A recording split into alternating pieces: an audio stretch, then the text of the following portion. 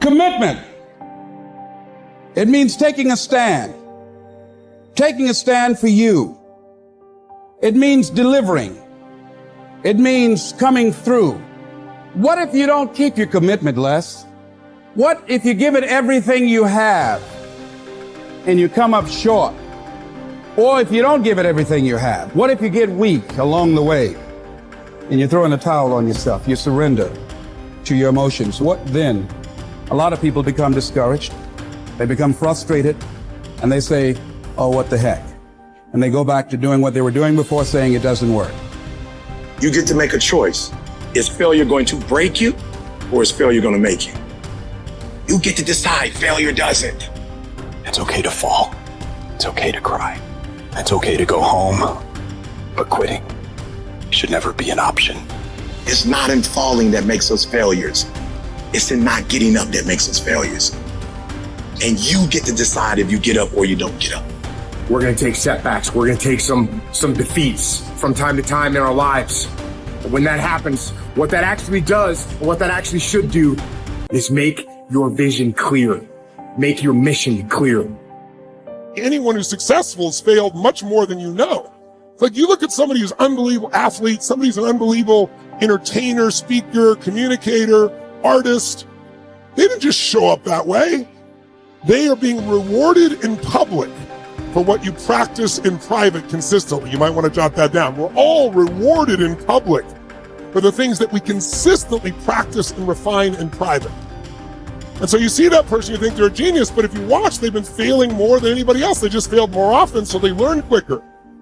You got to tell yourself, despite the circumstances, the situations, you have to tell yourself that I'm not going anywhere until I get to go. Until I make my dreams become a reality, I'm not quitting. I don't care how much money I have to invest. I don't care how much time I have to invest. I'm going to continue to do this until I become successful. You can pretend that you care, but you can't pretend that you're there. The only way you can be there is to show up. And what I'm asking you to do for me, you will never be a failure if you show up every single day. Every single day when I come, I show up and I let failure know. Failure is not an option. You can't even let it sink into your brain, not even a second. You have to know that this thing is going to work. Come hell or high water, whatever it is that I set out to do, it may not happen in 6 months, it may not happen in a year, it may not happen in 2 years, but at some point, my dream is going to become a reality. I can accept failure. Everyone fails at some point, but I cannot accept not trying. When you've tried your best, when you've given 120%, you should never feel bad. You pick yourself up, you look at it from another perspective, you come up with another solution, and you go at it again. You're a problem solver. You're not soft. You're not weak. You don't quit. You don't surrender. You fall 7 times, you get up 8.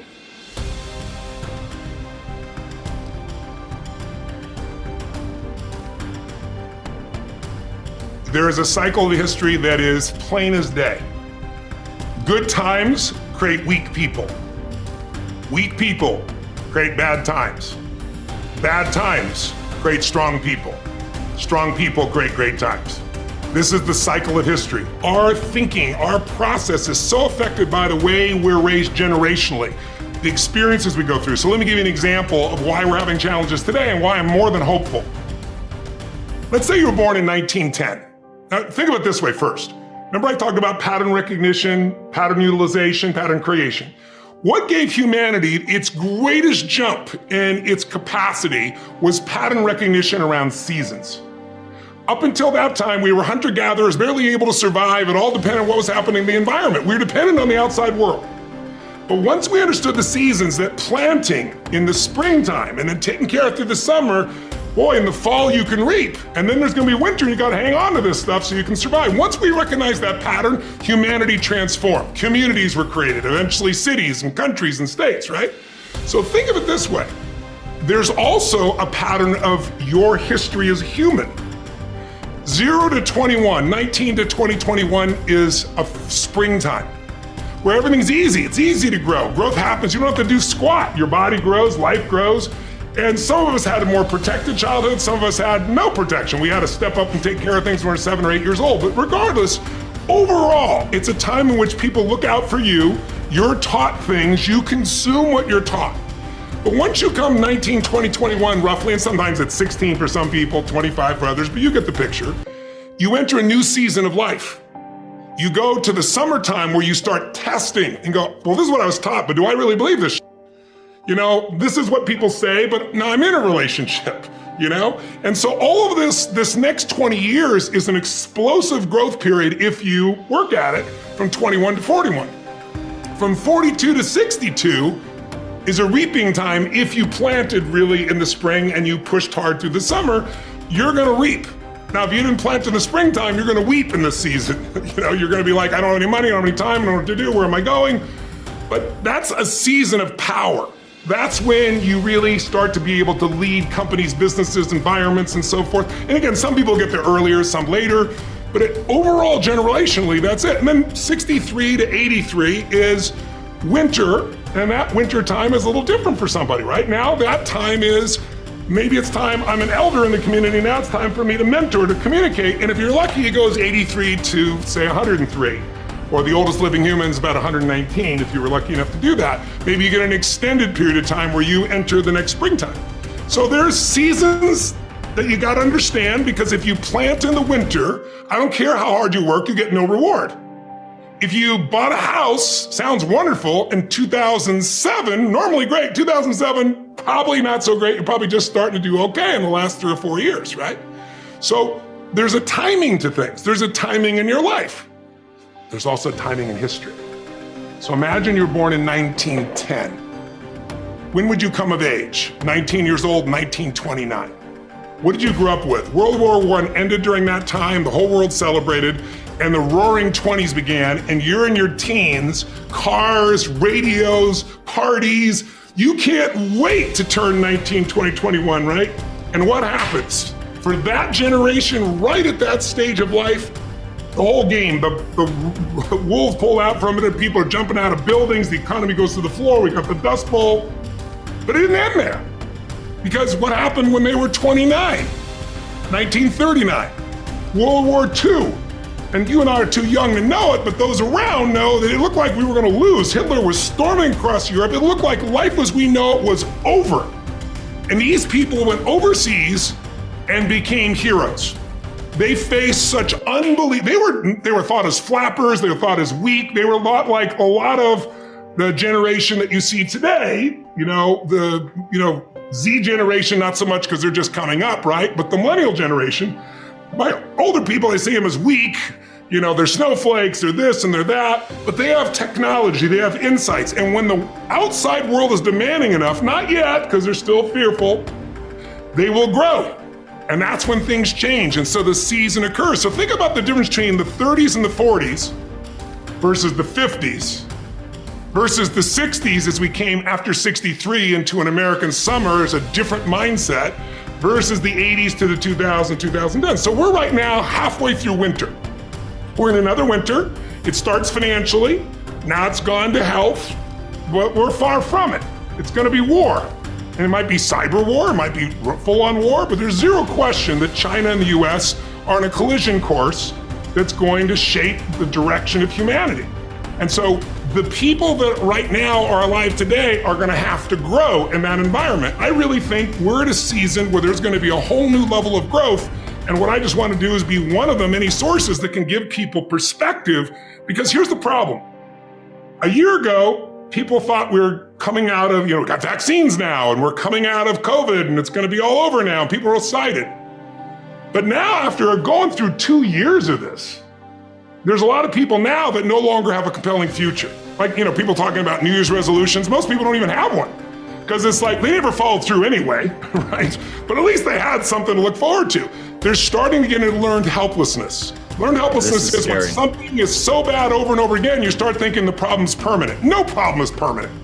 Or you start thinking the problem's pervasive because I haven't handled my finances, my whole world's over. Or because my relationship's bad, my whole world's over. Your life is bigger than that. Or all this is happening because there's something wrong with me. When you get to that point, you stop trying. And so my goal right now is to shake that up for people. People need a new perspective, and you can't do it by just sitting and thinking. You gotta move your body, you gotta change your energy and your focus, because low level of energy, I don't give a damn how smart you are, you're not gonna use all your ability. But if I get you into a higher state of being, mentally, emotionally, physically, then all of a sudden you start remembering who you are and you start coming up with answers that you never even thought were possible before.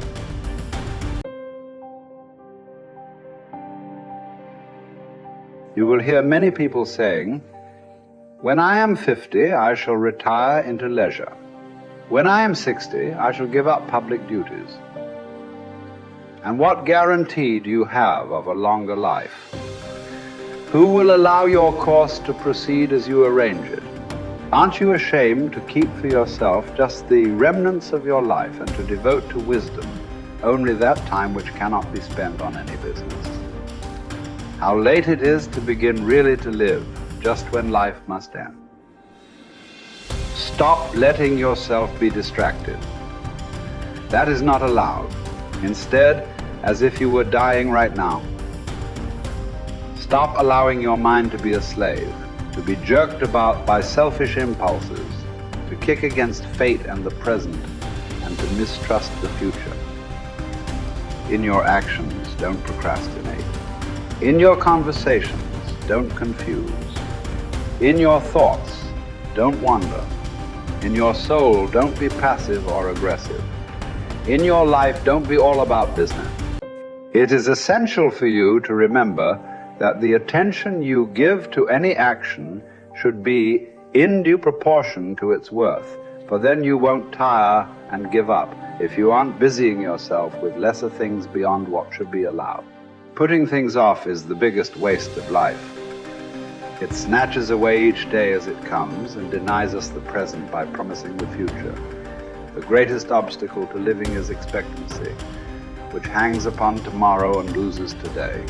You are arranging what lies in fortune's control and abandoning what lies in yours. What are you looking at? To what goal are you straining? The whole future lies in uncertainty. Live immediately. The best livelihood, particularly for the strong, is earning a living from the soil, whether you own your land or not. Many can support their families by farming land owned by the state or private landowners. Some even get rich through hard work with their own hands. The earth repays those who cultivate her, both justly and well, multiplying what she received, endowing in abundance all the necessities of life to anyone willing to work, and all this without violating your dignity or self-respect. Generally speaking, if you devote yourself to the life of philosophy whilst tilling the land at the same time, I couldn't compare it to any other way of life, nor would I prefer any other livelihood. It is living more in accord with nature, drawing your sustenance directly from the earth, the nurse and mother of us all, rather than from another source.